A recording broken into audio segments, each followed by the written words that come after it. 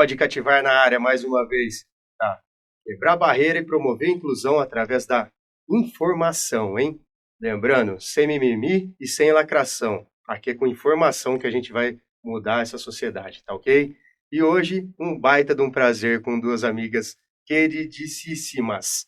Carlinha Godoy, Keila Ferrari, duas pessoas fantásticas, dois presentes que a vida me colocou nessa trajetória que a gente tem aí no mundo da pessoa com deficiência, né? Duas pessoas que fazem a diferença, e acho que é isso que é legal, isso que deixa a coisa mais bonita, né? Poder mostrar para as outras pessoas quem realmente está fazendo a diferença no simples, no objetivo, nas coisas que fazem sentido de fato, né? A gente não precisa ficar pensando tanto em lacração, em tanta coisinhas, né? Mas precisa pensar em mudar de fato a sociedade. E assim, dentro desse projeto a gente entende que informação é o que vai fazer a diferença. Então, por isso eu agradeço muita gratidão, né? Que daqui a pouco vocês vão conhecer um pouquinho melhor ela, tendo essa oportunidade, esse prazer que eu já tive. Sou um cara abençoado por ter tido, e a Carlinha também. A gente vai ter esse privilégio hoje de conhecer essas duas pessoas, essas duas luzes na nossa vida. E vamos lá. Meninas, muito prazer ter vocês aqui nesse projeto. Muito obrigado por acreditar nele. E hoje a gente vai bater aquele papinho de leve, bem descontraído. Fiquem tranquilas. Não vou colocar vocês em nenhuma saia justa. A gente já vive numa saia justa. Tem isso. Por favor, também não me coloquem, hein? Vamos combinar, hein? Pode deixar. Mas é isso. Vou começar com a Carlinha. Carlinha, por favor, dá um oi pro pessoal. Olá. E se apresenta para todo mundo te conhecer. Boa tarde, boa noite, né? Bom dia para quem estiver vendo em um outro horário. É muito prazer, assim, para todos que estão chegando, para quem está ouvindo. É um prazer imenso estar aqui, uma gratidão muito grande. Eu sou a Carla Godoy, eu sou uma surda oralizada, ou seja, eu não nasci surda e foi um processo muito difícil entender como que ia funcionar isso para mim.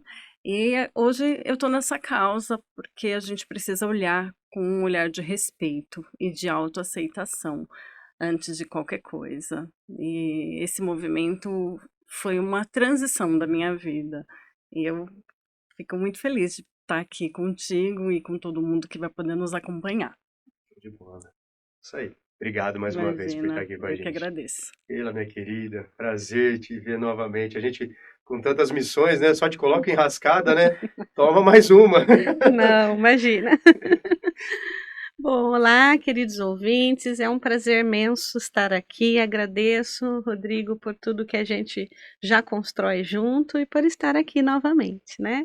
Eu sou a Keila Ferrari, sou pedagoga, atuo há 23 anos com inclusão na área da pessoa com deficiência, com transtorno do espectro autista, na área da surdez também, atuando um pouco aí com a Libras enquanto professora dos cursos de graduação, lá da pedagogia. Sou autora de alguns livros temáticos, alguns infantis, que trazem personagens com deficiência, e outros livros um pouco mais acadêmicos. E fico muito feliz de estar aqui nessa oportunidade de conhecer a Carla e agradeço demais. Tava brincando com o pessoal ali nos bastidores, que eu falei, ó, com aquela dá pra gente fazer pelo menos uns 5, 6 episódios assim, sem esgotar conteúdo, né? Essa mulher é multifuncional, um espetáculo. E uma das minhas referências, inclusive, nesse processo, né, vocês duas, né, cada uma na sua área, aproveito para destacar isso porque acho que é importante. Vocês são referências para mim, eu que sou novo, né, nem recém-nascido, não posso falar que sou nesse mundo da pessoa com deficiência. Fui jogado aqui por acaso, o universo, né, o Papai do Céu fez esse trabalho, eu aceitei, né, de me jogar aqui no meio, falei, seja o que ele quiser, está sendo, né? Com certeza. E vocês são referência para mim nesse sentido, principalmente pela garra, pela forma como vocês encaram isso, as situações do dia a dia, os desafios, né, e transpõem essas barreiras. E é disso que a gente precisa, de pessoas que transpõem barreiras. E vocês me motivaram a gente buscar um projeto maior, de conseguir levar informação, porque quando eu comecei a conhecer as histórias de vocês, eu falava assim, caramba, cara, isso não pode ficar escondido. Isso é muito valoroso para ficar só preso a pequenos espaços, né?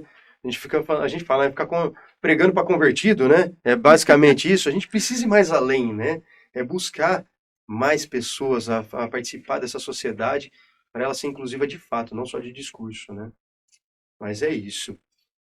Carinha, uma curiosidade, né? Você falou que conheço a tua história, né? A gente já teve a oportunidade de compartilhar e você hoje é uma deficiente auditiva, né? Que perdeu a audição no decorrer da vida, né? Foi. Como que foi para você a aceitação dessa perda? Perder um dos sentidos, porque a gente sabe, né? Nascer sem um dos sentidos, a adaptação humana ela é natural, né? Mas a gente fica imaginando que o perder gera vários impactos na vida, né? Como foi isso para você? Gera, e eu vou dizer para vocês o seguinte: os primeiros sinais eles vão aparecendo, eles vão no dia a dia acontecendo, mas a gente tende a ignorar e achar que não está acontecendo nada. Para mim foi bem difícil porque eu não aceitava que algo estava acontecendo. Então, por muitos motivos. Primeiro, porque a gente vai ser julgado pela sociedade. Segundo, porque a gente já se vê como uma pessoa incapaz. A gente olha e fala assim, nossa, eu tenho um problema. Quando a gente fala de diversidade, eu olhava e falava assim, nossa, agora eu sou diferente. E aí a surdez ela me trouxe um conceito de que, de qualquer forma, todos nós somos diferentes, independente se a gente tem uma deficiência ou não tem. Nós somos já diferentes. É isso que nos faz humanos, né? Exatamente, né? É a diferença, cada um dentro da sua limitação, a gente já tem uma diferença de cor, né, de raça, de estatura, de biotipo, de até a parte intelectual, cada um está no seu tempo, e eu olhava para mim e falava, nossa, agora eu não vou ser uma pessoa normal. E eu pensei, o que é de fato ser uma pessoa normal? E a gente se isola, fica quietinho, tenta entender o que está acontecendo, mas não aceita. E você vai mascarando, vai colocando debaixo do tapete, e é o sentimento lá dentro, emocionalmente, a gente fica muito abalado, porque você já começa a achar que você não é capaz mais. Como é que eu ia conversar com uma pessoa? Como é que eu ia atender um telefone? Como é que eu ia conseguir me comunicar de fato com todo mundo? Uma pessoa que é extremamente comunicativa e falante, como eu sou, como ia ser isso? É como se realmente uma luz apagasse. E a minha perda, ela foi progressiva. Ela foi acontecendo. Então, até um momento de que não impacta o relacionamento, a comunicação, a interação com as pessoas, a gente vai levando. A gente aumenta o volume da televisão, uma pessoa te cutuca para conversar com você, você começa automaticamente a fazer a leitura labial, alguém pergunta algo para você, você olha para a pessoa do lado do tipo, você pode repetir o que a pessoa me disse? Então, só que aí isso vai gerando um sentimento muito doloroso e negativo na gente, enquanto a gente não aceita. É um processo que ele precisa realmente da informação, como você disse, do conhecimento, e mais do que a informação e conhecimento externo, é o interno. É momento de olhar para dentro.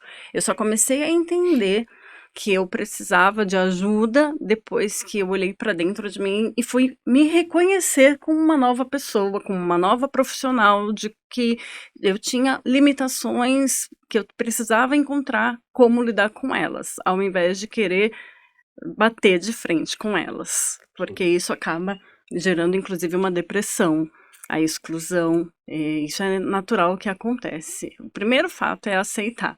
Não é fácil, mas é possível e a gente não pode desistir. Empatia também das pessoas é algo que é meio escasso, né? Sim, é escasso a empatia porque é difícil saber o que o outro está sentindo. A gente está num mundo muito individualizado, um mundo muito imediatista, tudo para ontem, e olhar para o outro com amor, com carinho, com cuidado, e mais do que isso, com respeito, é difícil. A gente pensa primeiro em mim, depois eu penso no próximo.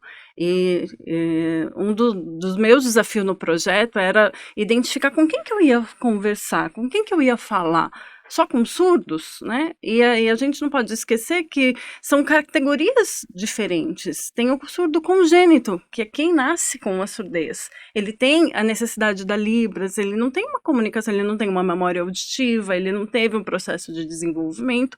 E eu pensava, gente, não tem como só falar com o surdo. A gente vive num mundo onde a gente tem essa convivência. Então eu preciso dizer, ouvinte, uma pessoa que tem uma outra necessidade especial, uma deficiência, a gente precisa aprender a lidar um com o outro.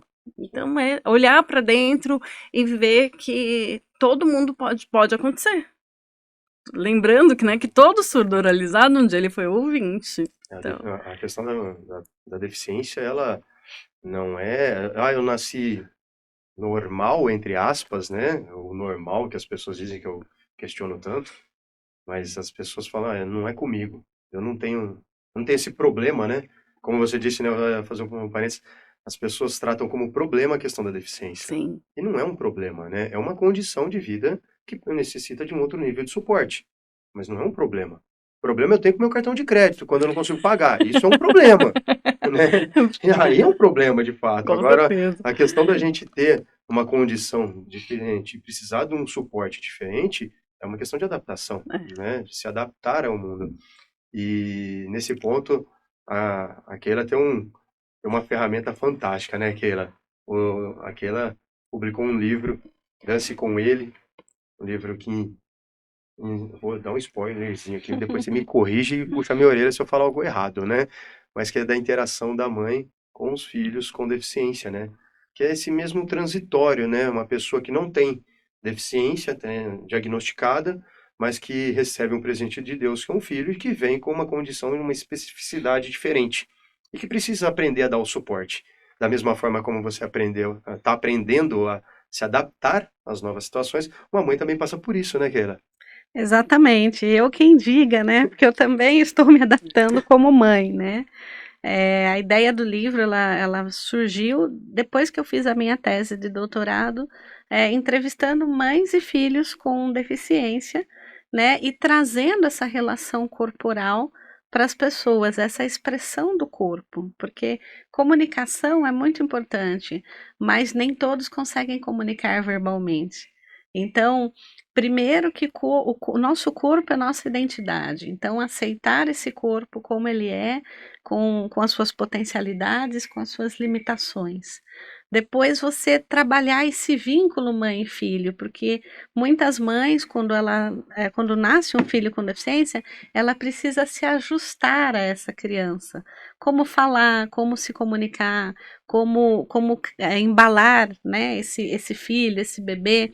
Eu me lembro de uma mãe que eu entrevistei na tese, e ela falou assim, que ela percebeu que a filhinha dela tinha uma condição de deficiência quando ela foi amamentar, porque o bracinho da filhinha era tão durinho e ela não conseguia pegar, o nenê estava muito duro, né?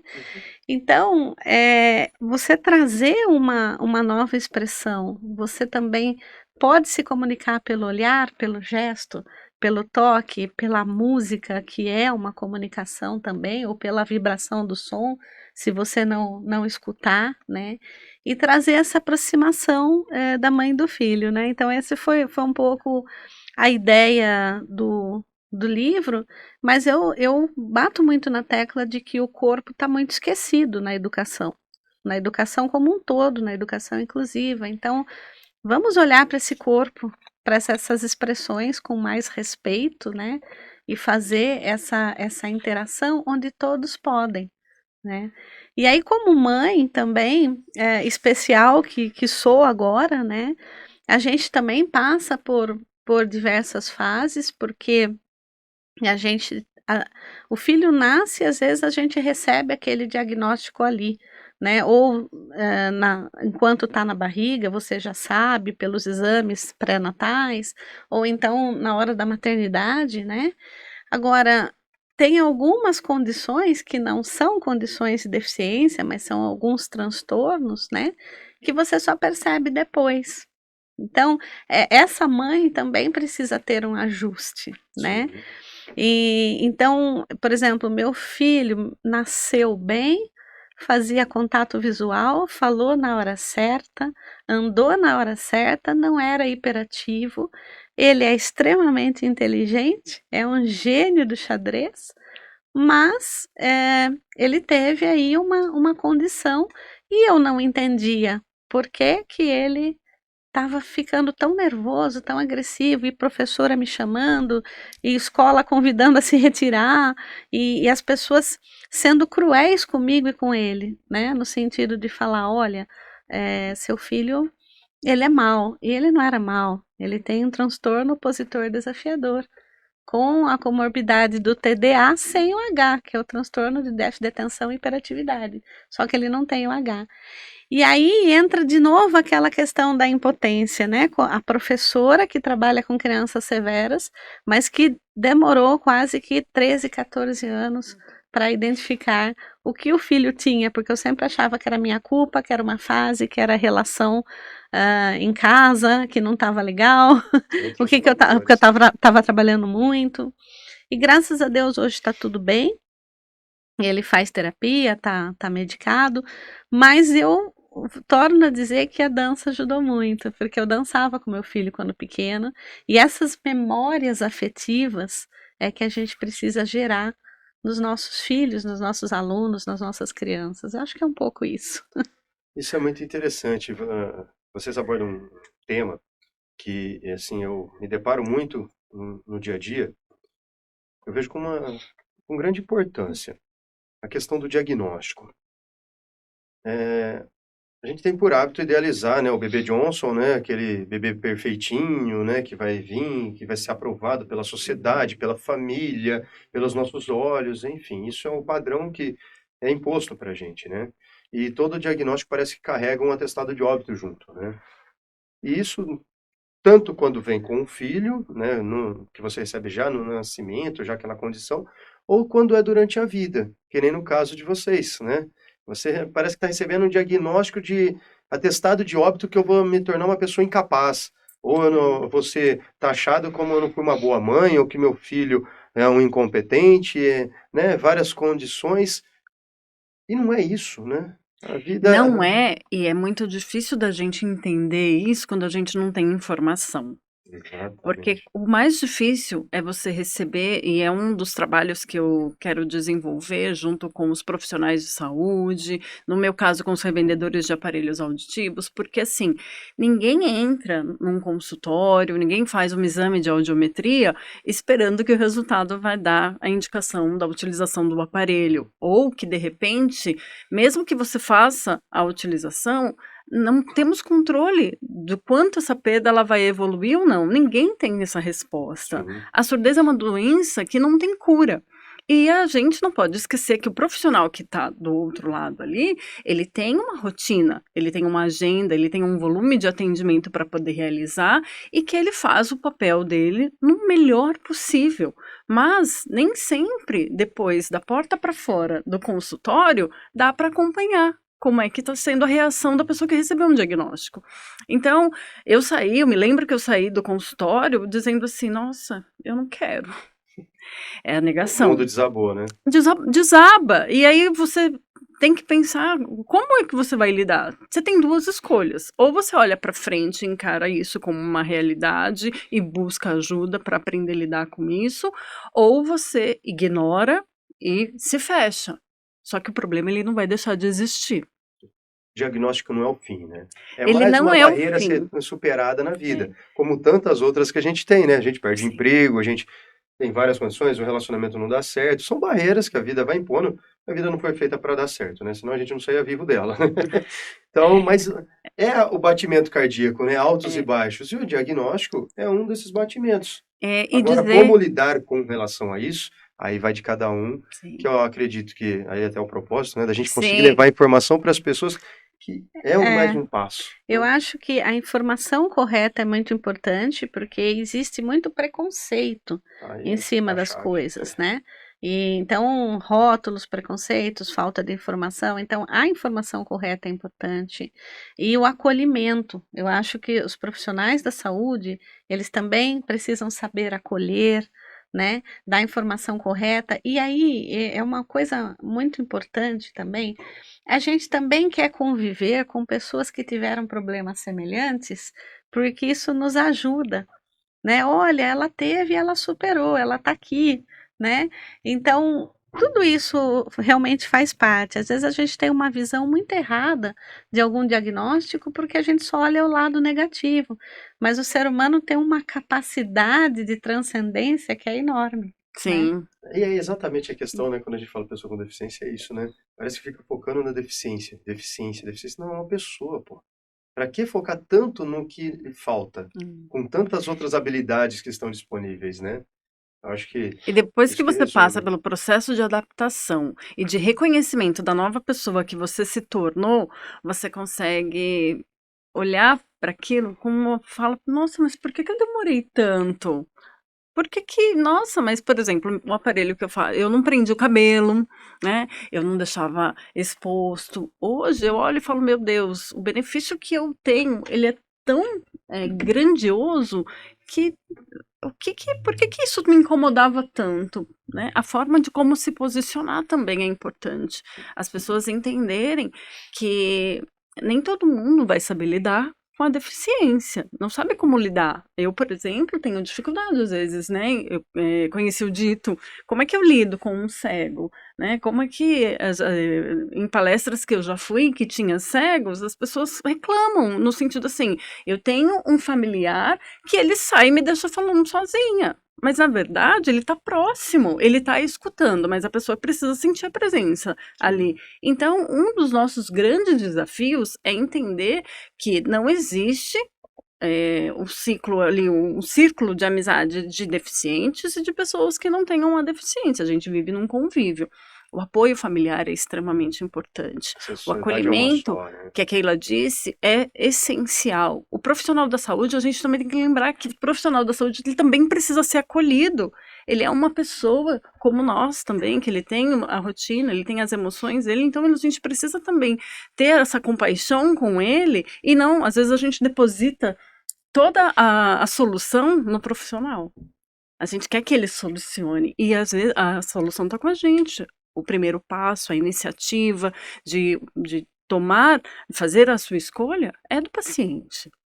Cara, até aproveitando sobre isso, eu vi uma questão de um estudo que as pessoas levam até 7 anos para buscar ajuda quando está começando a sentir alguma diferença. É isso mesmo?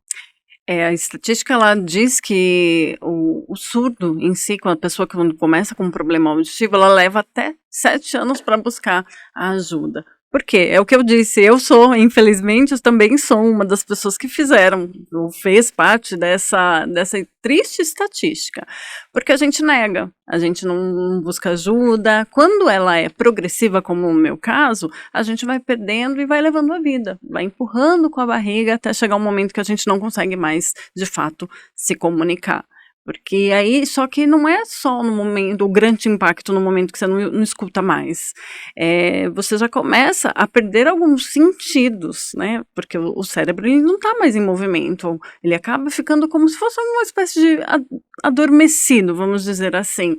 Então, 7 anos é muito tempo. E aí, eu olho para trás e falo assim, eu deixei de viver, eu deixei de ter qualidade de vida, eu deixei de me comunicar, eu deixei de me relacionar com as pessoas, de ser feliz. O aparelho auditivo hoje, ele me devolve a vida, com qualidade de som, com possibilidades, tudo evolui, né? Então, ainda continua assim, a gente precisa disseminar essa informação, que nos primeiros sinais vai buscar ajuda. Isso é legal, né? Acho que o pessoal já deve ter reparado que tem um senhorzinho aqui no meio, quem está acompanhando a gente aí pelo YouTube, pelas mídias, né, visuais, o nosso amigo Roger, né? Exatamente, o Roger Select. Aproveitar e fazer uma propaganda, né? Vamos explicar. Porque é interessante isso. Nós temos várias tecnologias que estão colaborando para que a pessoa com deficiência consiga ter mais acessibilidade, né?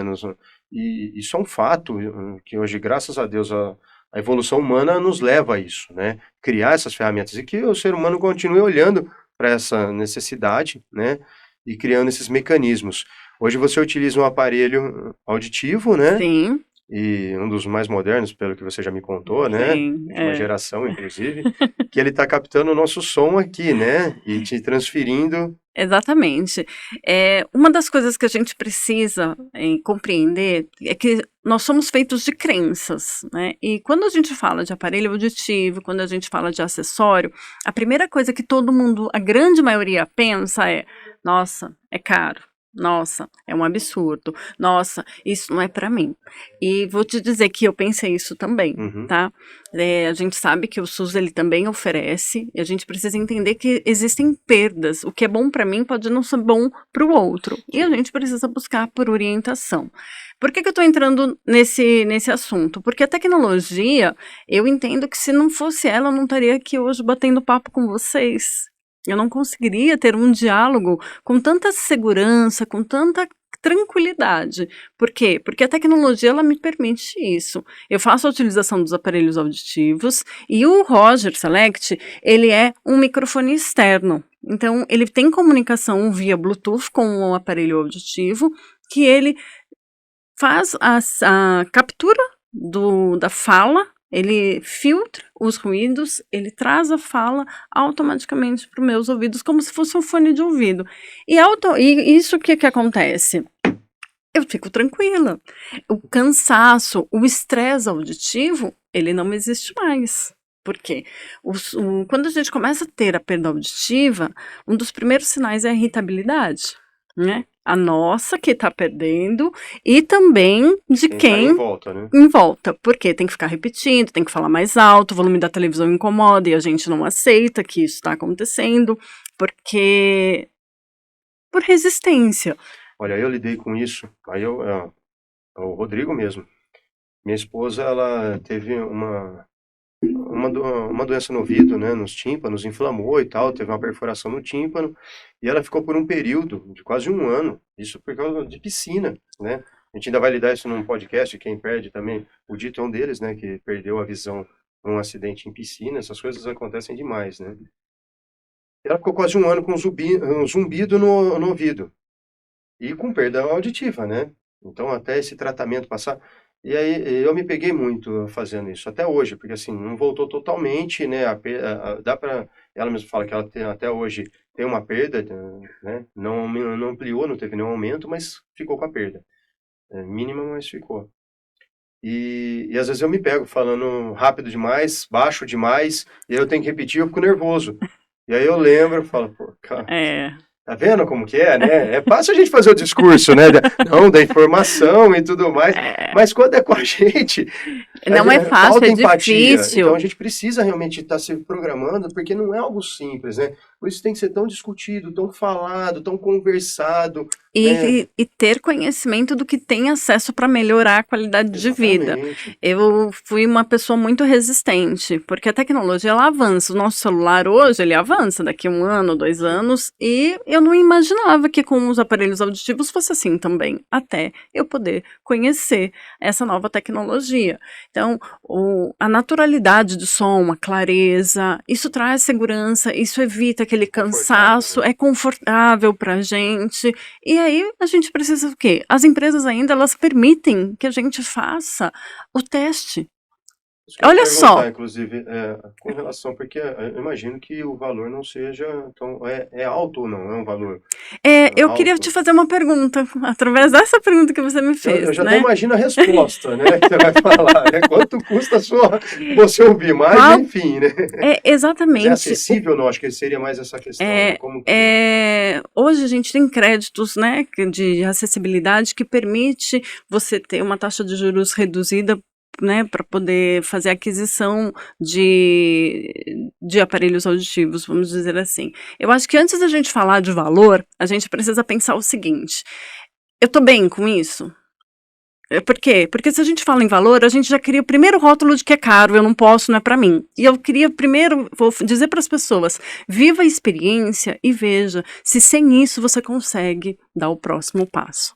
Por quê? Se eu não tivesse com os aparelhos auditivos, se eu não tivesse com os acessórios que me permitem, inclusive, eu participo das reuniões, tudo online. É como se fosse um fone de ouvido. Então, via conexão de Bluetooth, e aí eu estou totalmente inserida. Eu faço atendimento do celular, eu tenho um aplicativo que eu faço controle de volume. Então, se a gente for pensar só em custo financeiro, a gente investe em carro, em moradia, em muitas outras coisas, inclusive quanto custa um celular hoje, né? Então, assim, por isso que eu não gosto de falar de valor, para não criar nenhum rótulo quanto a isso. Eu queria que as pessoas olhassem primeiro qual é o tipo de perda, qual que é o aparelho indicado, e o fonoaudiólogo, ele vai fazer isso de forma muito certeira. Ele vai dizer, esse aparelho é indicado para te trazer a qualidade de vida.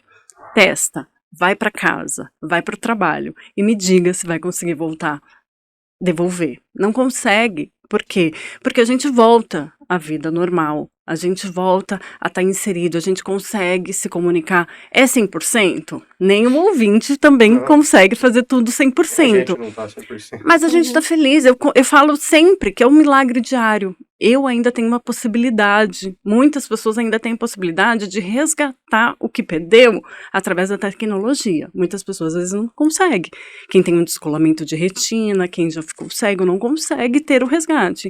Então hoje eu durmo surda e eu acordo ouvindo. Então é maravilhoso a tecnologia. Eu convido para quebrar essa primeira barreira de custo, de valor.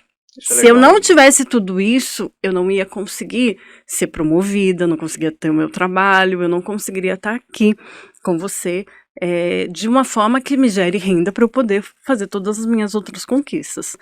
Faria tudo de novo e antes, inclusive. Isso é interessante você falar, porque assim, realmente nós temos algumas linhas de crédito, nós temos algumas coisas que facilitam o acesso a esse tipo de tecnologia, né? Dentro do próprio SUS também, a gente não é na velocidade que nós gostaríamos, mas existem. Então, acho que quebrar a barreira do preconceito em ser assistido por uma tecnologia, eu acho que é o principal fator. Porque para fazer acontecer, a gente faz, né? Depois a gente até pode fazer algo mais específico, né? Falar um pouco sobre essa questão dos financiamentos, das linhas de crédito, mas existe o caminho. Existe. Precisa a gente ter informação para encontrar o caminho. E né? para concluir esse assunto, é assim, ninguém vai fazer por você. Exatamente. A sua dor nunca vai ser sentida por outra pessoa. Então não espere que alguém te olhe com cara de coitado, ele precisa, eu vou levar. Se alguém precisar de ajuda, me acione. Levanta a mão e diga, Carla, como é que eu faço? Me ajuda. Qual é o caminho? Eu comecei pelo SUS. E tá tudo bem. O SUS, ele oferece excelentes aparelhos. Eu costumo dizer o seguinte, talvez não tenha todo esse nível de tecnologia que te dê essa acessibilidade e essa inclusão no mundo de uma forma natural. Mas surdo você não vai ficar. E se ficar, ou se acontecer, né? Porque nós sabemos que tem uma outra situação que é irreversível, né? Quando há perda total e que não tem nem o implante coclear também não resolve, algumas outras tecnologias não vão ajudar, né? Ou você nasce sem um aparelho, né? Aí a nossa doutora, que é especialista na comunicação dos surdos, né? Que ela, são as duas formas de comunicação, né? Porque a gente tem o deficiente auditivo e o surdo, né? O surdo é aquele que se comunica em libras. Exato. Pela ótica médica, né, a gente tem a condição da deficiência auditiva, que são perdas moderadas, perdas leves, moderadamente severa, e a gente tem a condição da surdez, que são perdas aí para 90 decibéis para baixo. Eu não sou nenhuma fonoaudióloga, tá? Mas a gente tem esse conhecimento por ser professora, né? E são as perdas severas, profunda, né? E perda total. É claro que cada família vai fazer essa adaptação. Lembrando que uma pessoa, um surdo congênito, que nasce numa família de pais surdos, ele vai ter a Libras como língua materna. Já o surdo congênito, que nasce numa família de pais ouvintes, pode ser que a Libras não seja a língua materna, né? Então, vai depender do grau da perda auditiva, vai depender do contexto familiar, vai depender do tipo de informação que chegou para essa pessoa, né? E das escolhas familiares, porque tudo é uma escolha, né? Agora, não há dúvida que a tecnologia assistiva, ela é de extrema importância, né? Agora, a Libras, ela é a língua natural do surdo, reconhecida por lei 10.436, cada país tem a sua língua de sinais, o que a torna legítima. Então, eu acho que a pessoa precisa se comunicar. E ela precisa se comunicar considerando a sua identidade, a sua história de vida e o quanto isso é funcional para ela, né? Então, eu acredito que a sociedade primeiro precisa aprender Libras, para que a gente tenha uma sociedade de fato que respeite a diversidade linguística e que seja acessível a todos. Que é a nossa segunda Né? língua oficial, Que é inclusive. a nossa Né? segunda língua oficial. Então, nós educadores, profissionais de qualquer área, temos que aprender a Libras como nós aprendemos o inglês. Então, essa é a nossa luta enquanto educadores, né? Segundo momento, respeitar cada identidade com as suas peculiaridades. Eu conheci alunos que eles usam Libras e são oralizados ao mesmo tempo. Então, eles falam a Libras na estrutura do português sinalizado. Eu conheci alunos que só usam Libras. Eu conheci um professor de Libras que ele era surdo congênito, trabalhou com fono, foi oralizado, aí com 14 anos ele viu a Libras, ele descobriu esse mundo e ele se identificou, ele falou, essa é minha língua. Então ele, ele começou a fazer Libras, aprendeu Libras, ensinou para a mãe e aí foi um percurso contrário. O que é perigoso? Quando uma criança surda nasce, ela não é diagnosticada, e aí as pessoas confundem, isso ainda existe, confundem com deficiência intelectual, perde aquela fase tão importante do 0 aos 3 anos de idade, que a criança precisa se comunicar. Então, não ensinou a Libras, não colocou na fono, a criança não se comunicou, e em muitos casos, nesse Brasil imenso aí, e eu já peguei alunos nessa situação, tem crianças que ficaram até 7, 8 anos sem nenhum tipo de comunicação.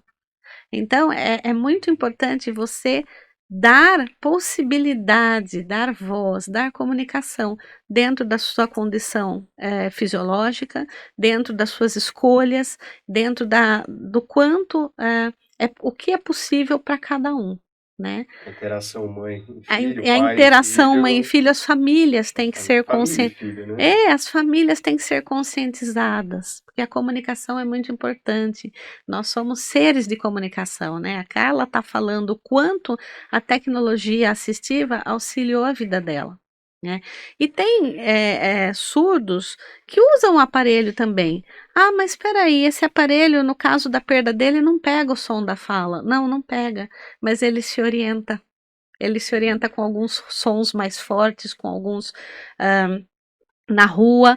Ah, e tem surdo que não gosta do aparelho. Por quê? Porque ele diz que não pega o som da fala e também não incomoda.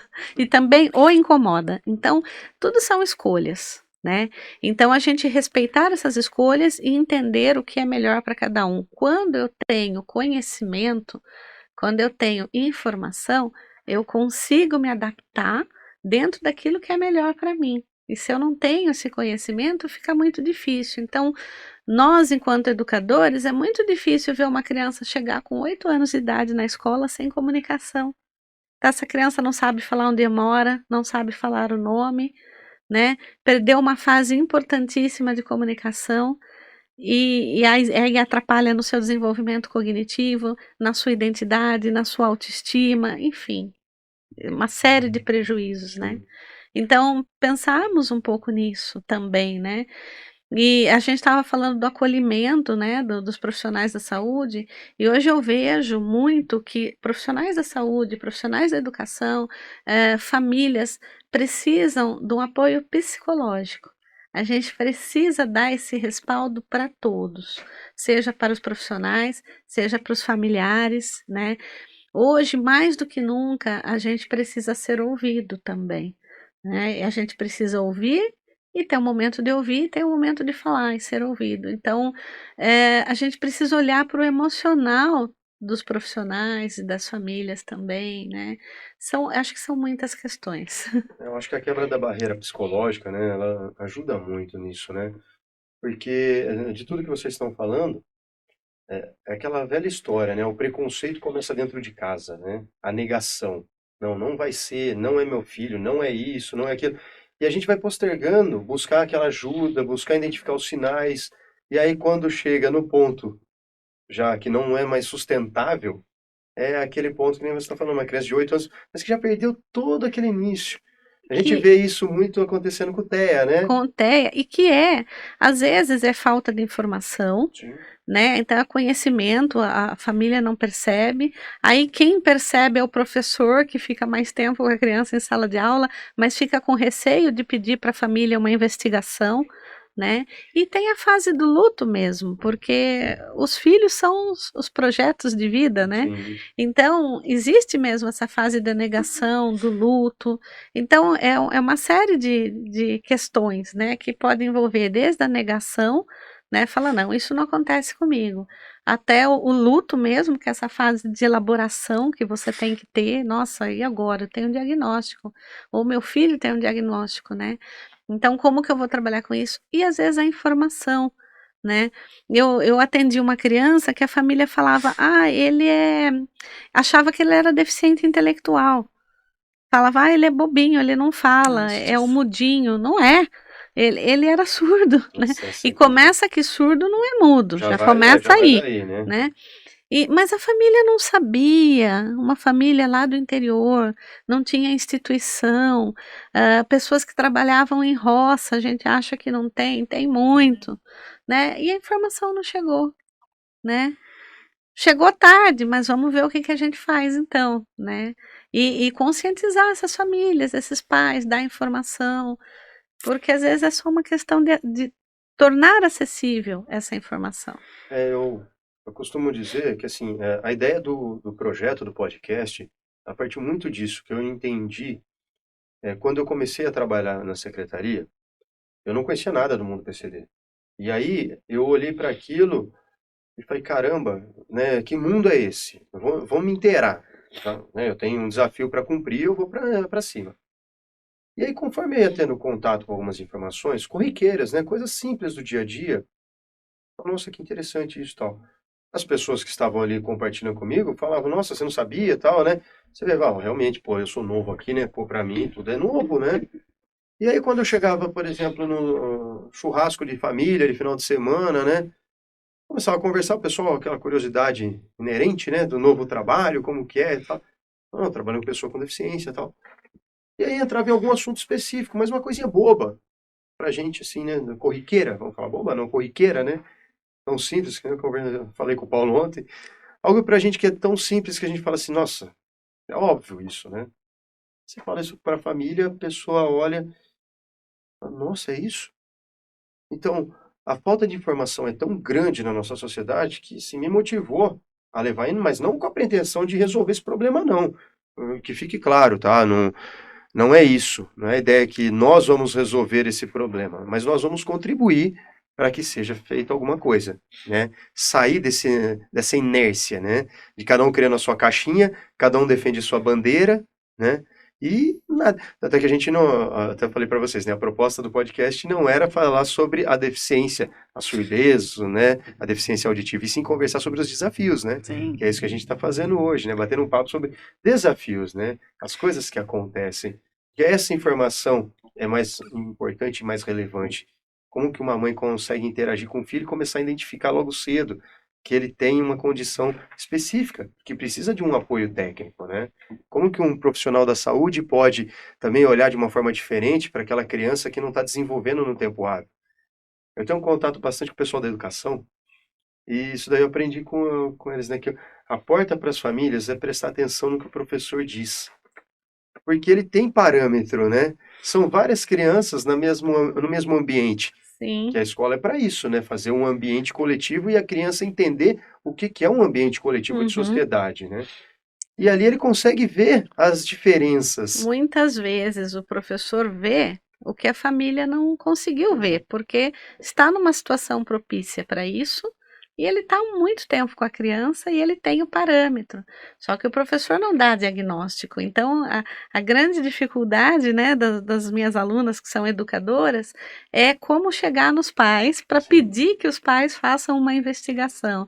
E aí eu sempre oriento, anote tudo, faça um diário de campo, todos os dias, os comportamentos da criança, o que você percebe, em quais momentos eles ocorrem, para então, junto à coordenação pedagógica, você pedir uma investigação para que a família vá atrás, e não é fácil, porque quando você chega a falar, viu, seu filho, a gente acha que ele tem tal coisa, você não pode falar isso, né? Você tem que Existe a forma de como a forma colocar. correta e pedir para a família investigar, porque de fato muitas coisas podem estar acontecendo, e a gente também tem que lembrar que cada criança, cada pessoa tem um ritmo, Sim. né? Então, uns são mais estimulados, outros são menos, né? Então a gente também tem que tomar cuidado para não rotular demais, não querer patologizar, às vezes, uma questão que é só uma questão de fase, de falta de estímulo, então é complexo demais, Sim. né? Por isso que é tão importante a informação, né? Ficar com o sinalzinho de alerta, né? Não ter Uhum. aquela barreira. Não, por que você está falando do meu filho? Quem é você para falar do meu filho, né? E eu acho que eu sou mãe, né? Eu tenho um filho de 6 anos e eu sou muito presente, porque a gente conhece o nosso filho, mas a gente sabe que os comportamentos que ele tem na escola, inclusive no período integral, é quem que é a nossa referência? É a monitora, é a professora, é a diretora, é a coordenadora pedagógica, porque ela sabe, ela conhece, né, muito bem. E aconteceu um episódio desse, porque ele está na fase de alfabetização e a fase de aprender a letra cursiva. E aí a professora me sinalizou, mamãe, o Eric, ele chorou hoje na aula porque ele disse que não estava conseguindo ver a letra. E aí a gente percebe, né? Fala, será que tem algum problema de visão, né? Ela falou, olha, a gente orienta com todo o cuidado do mundo e eu acho que a gente precisa começar, enquanto família, enquanto pais, enquanto responsável dessa criança, entender que eles são incapazes. E que nós somos os responsáveis, e que independente de qualquer rotina frenética, a prioridade tem que ser o desenvolvimento deles, e esse olhar aberto para isso, ouvido atento para isso, porque pode ser como pode não ser.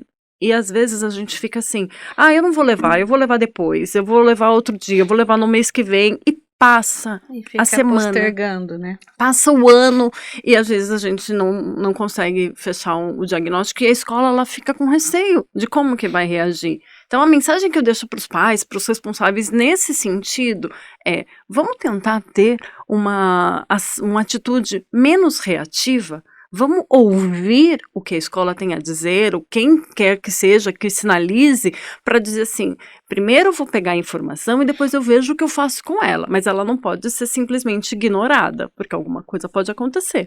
No caso do meu filho, levei no oftalmo e tá tudo bem. Eu já imaginava que é a dificuldade, né? Ele não tá sabendo lidar com a emoção, mas eu primeiro, o que eu fiz? Fui descartar fisiologicamente o que poderia ser. E aí eu trouxe para casa essa atividade. Vamos fazer a letra cursiva? E aí você vai percebendo que ele vai se soltando. Ou seja, ele não estava sabendo lidar com aquela situação e ele chorou. E a professora imaginou, ele não deve estar enxergando. Ele foi para frente, mas ele foi buscar acolhimento, porque ele estava lá no fundo, se sentindo sozinho diante de uma situação desconhecida, ele foi para perto da professora. Meninas, o propósito do nome do nosso podcast foi esse, né, de criar laços, criar vínculos entre as pessoas. E a gente usar a informação para criar esses laços, né? Quando a gente fala em cativar, é criar laços de vínculos afetivos, emocionais, de responsabilidades, né, de entender a sociedade como um todo, né, sem caixinhas. E esse laço da família, ele é muito importante na formação e nas percepções, na condução do que vai ser, né, a próxima geração, né, nossa responsabilidade com as próximas, né, gerações. Então, dentro desse propósito, eu só tenho a agradecer a vocês. O nosso tempo é curto, né? Assim, qualquer tempo, né, com vocês é curto, porque vocês são maravilhosas, têm conteúdo, entregam algo, assim, fantástico, que se deixar a gente vai a tarde toda aqui. Mas daí meu amigo Duca vai ficar lá batendo para mim, Rodrigo, tá na hora, meu irmão, vamos aí que, né, a gente pode produzir mais, vamos fazer outros podcasts e já fica aberto o convite para vocês, tá? Agradeço do fundo do coração por vocês terem vindo contribuir com esse laço, ter criado, E a participação de vocês é fundamental nessa criação desse laço, da gente conseguir levar informação. Obrigado por acreditar nesse projeto, por estar com a gente. Espero que seja o primeiro de muitos que vocês possam contribuir, tá? Eu só tenho a agradecer. Eu é que agradeço também. Não, eu que agradeço, né? Acho que foi muito válido, né? A gente conversar, conhecer um ao outro, né? Isso é muito importante, trocar informação. Antes de despedir, eu só queria falar que o que a Carla falou, né? Os pais serem menos reativos. Eu acho que é um pouco isso, né? Vamos ouvir o que o professor tem a dizer. Nossa, adorei isso. Minhas alunas de pedagogia vão amar falar isso para os pais.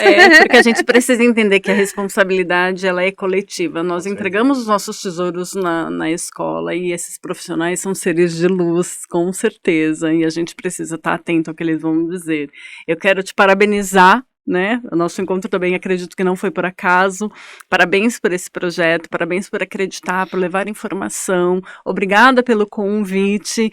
E se você me permitir, eu queria convidar todo mundo que está assistindo, quem está ouvindo, para que anote o que ele vai fazer de diferente na vida a partir do momento que esse podcast acabar. Porque se ouvir tudo que ouviu e continuar com o mesmo pensamento, a gente ainda não está conseguindo atingir o nosso objetivo. Verdade. Bom, eu sou suspeita para falar do Rodrigo, porque o trabalho que eles fazem é maravilhoso. Então, eu não sei nem o que falar, não tenho palavras, mas eu tenho certeza que vai ser fantástico esse podcast, vai ajudar muita gente. Vocês que trouxeram o brilho que a gente precisa, né? É isso daí, gente. E é isso. Pode cativar, sem mimimi, sem lacração, com muita informação. É assim que a gente vai romper as barreiras do preconceito e fazer a diferença na vida das pessoas. Gente, não é porque a gente não tem nenhuma condição adversa ou com uma condição específica, que isso não possa vir para a nossa vida de alguma forma, tá? Seja conosco, com nossos filhos, com nossos parentes, com nossos amigos, com a sociedade como um todo. E viver em comunidade é isso, contribuir para que o todo seja nosso, o todo é responsabilidade nossa. Ser diferente é o que nos faz humanos. E é isso que vai fazer a diferença na vida das pessoas. Vamos impactar a vida de cada uma delas, cada dia que a gente tiver uma oportunidade. É isso que faz a diferença. Fazer a diferença na vida das pessoas no hoje, no agora. Tá certo? Então, obrigado para todos que acompanharam até aqui. Duca, obrigado mais uma vez pela produção, pela construção, pela estrutura magnífica. Fica aqui mais uma vez a dica para todo mundo que quer ter um podcast produzido com qualidade. Aqui em Campinas, ó, pertinho, não precisa ir para longe não. É só vir aqui, ó, no Duque Estúdio Podcast, que vocês vão ter a melhor assessoria possível. Tá certo, gente? Então é isso. Tamo junto mais uma vez e bora fazer a diferença nesse mundo aí. Tá ok? Fechou? Tamo junto. Obrigado.